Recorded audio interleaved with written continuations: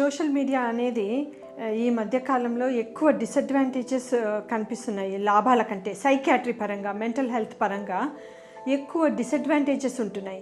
ఆ డిసడ్వాంటేజెస్ ఏంటి అంటే చిన్నపిల్లలు కానీ, పెద్దవాళ్ళు కానీ, ముసలి వాళ్ళు కానీ అందరూ సోషల్ మీడియా యూజ్ చేయని వాళ్ళంటూ లేరు. అట్లాగే మిడిల్ ఏజ్డ్ వాళ్ళు, అడల్ట్స్, పేరెంట్స్ వీళ్ళందరూ కూడా ఫేస్బుక్లు కానీ, లేకపోతే సీరియల్స్ కానీ, మూవీస్ కానీ, కొంతమంది అయితే పాన్స్కి అడిక్ట్ అయిపోతున్నారు. ఇట్లా సోషల్ మీడియా చాలా విధంగా హార్మ్ఫుల్ ఎక్కువగా ఉంటుంది మెంటల్ హెల్త్ వైజ్. అయితే ఇలా ఎందుకు అయింది అంటే మన గ్యాడ్జెట్స్ కూడా లేటెస్ట్ టెక్నాలజీ బాగా డెవలప్ అయిపోయాయి.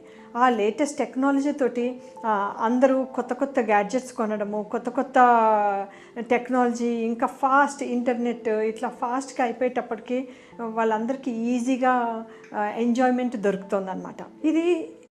ఇది యూస్ఫుల్లా అంటే ఎంత మటుకు useful only to some extent. ఏదో సాఫ్ట్వేర్ వాళ్ళకి ఉద్యోగపరంగా యూజ్ ఉంటుంది, పిల్లలకి ఏదో కొన్ని అసైన్మెంట్స్ ఉంటాయి అంతే, ఆ విధంగా యూజ్ ఉంటుంది. అంతకు తప్ప వేరే విధంగా పెద్ద యూజ్ కనిపించట్లేదు.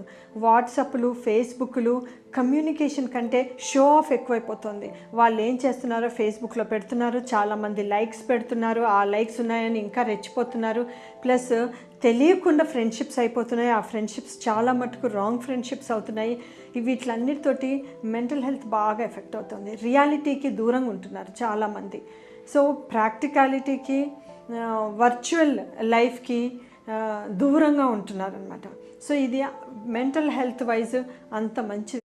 ఈ సోషల్ మీడియాతోటి ఉన్న వాళ్ళకి ఎక్కువ ఫ్రెండ్స్ అంతా మీడియాలోనే చేసుకుంటారు. ఐదర్ ఫేస్బుక్, ఇన్స్టాగ్రామ్, వాట్సాప్ వీటిల్లోనే ఫ్రెండ్స్ ఎక్కువ చేసుకుంటారు.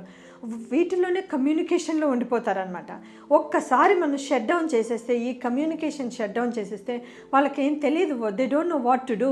అయితే ఇంకా లోన్లీనెస్ అయిపోతారు, అజిటేట్ అయిపోతారు, ఇరిటేట్ అయిపోతారు. చాలామంది పిల్లలు యాంగర్ ఇష్యూస్ వచ్చేసాయన్నమాట.